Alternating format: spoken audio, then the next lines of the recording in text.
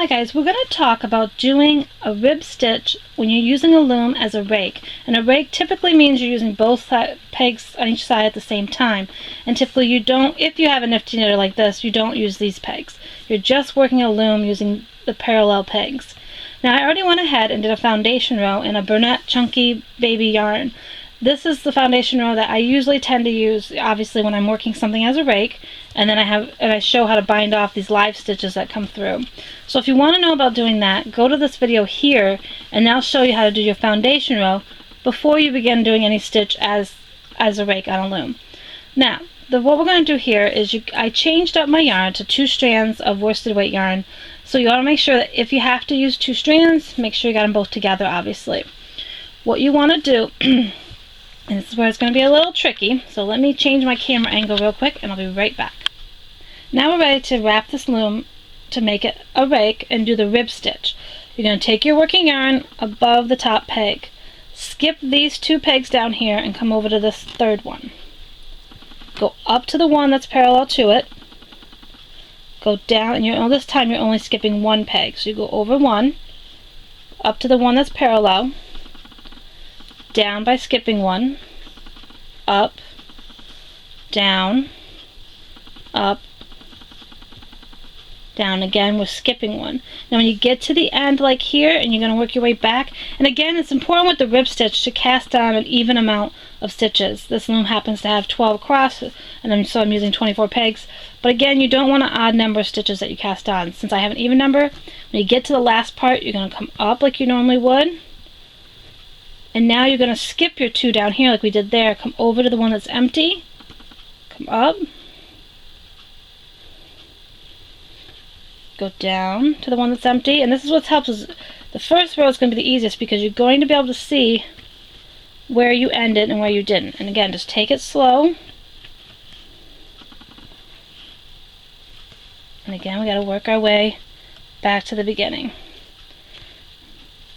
And then you're going to want to pause. Now when it comes time to do this, you're going to need to, we got to wrap this one around here. Sorry.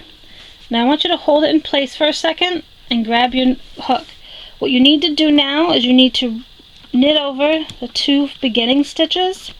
So 1 there, and I got something in my way so I can't see. And then we have the one over here.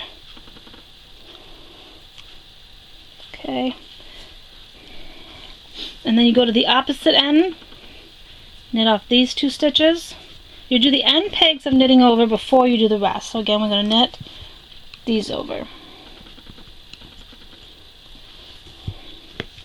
Okay, now go ahead and work the middle stitches. Again, keep this out of your way because you're going to use that for the next time. And then just go ahead and knit over the middle stitches.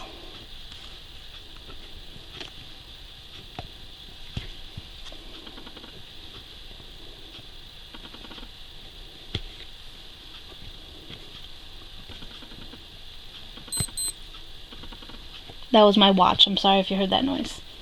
Okay, and then go to the opposite side and knit over these stitches.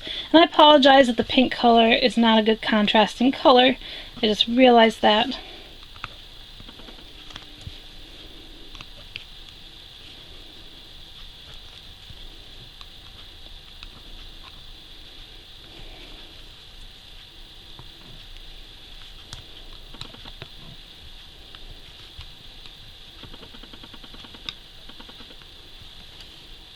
Okay. Again, if you have 2 strands, you want to work them over. So again, because I have my foundation row, we're going to do it one more time so you can see the process again. And I apologize for the stragglers in the way. So our yarn is coming from the top. We're going to skip 2 at the bottom, and we're going to do this pattern.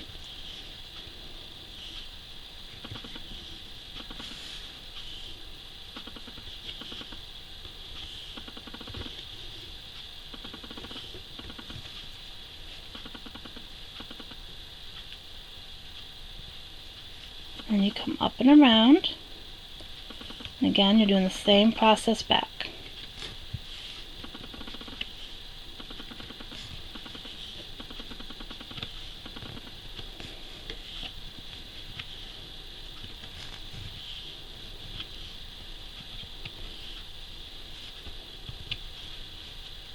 Again, you can hold that in place, and then again, you're going to knit the 2 end ones first.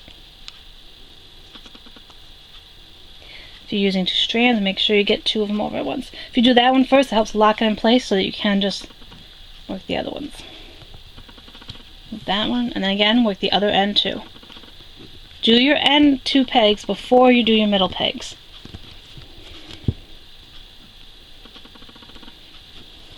Now go ahead and go back and do your middle pegs.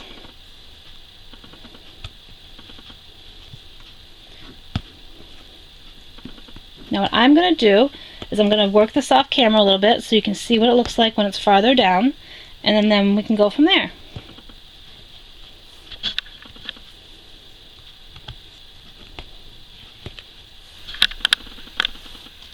After working a few rows down, you can see that we now have a nice rib stitch coming through the loom. Again, these are a cast on row, don't worry about that. But if you look at the orange here, you can see it's pretty good. It's got a little stretch, and it's something that you could use, again, on a scarf. I would keep going with this as a scarf. And what I like is that it's a little thicker than it would normally be. And if you're curious about, totally rolled it around on you. If you're curious of how it looks like when you're, working it, it should look like this as you continue working it. And I know it looks kind of tricky to see. So let me just kind of zoom in. When you're working it, this should be kind of what it looks like. As you can see, you can kind of see holes through certain parts. So there should be a way that you could see the holes on each side. You see holes here, there.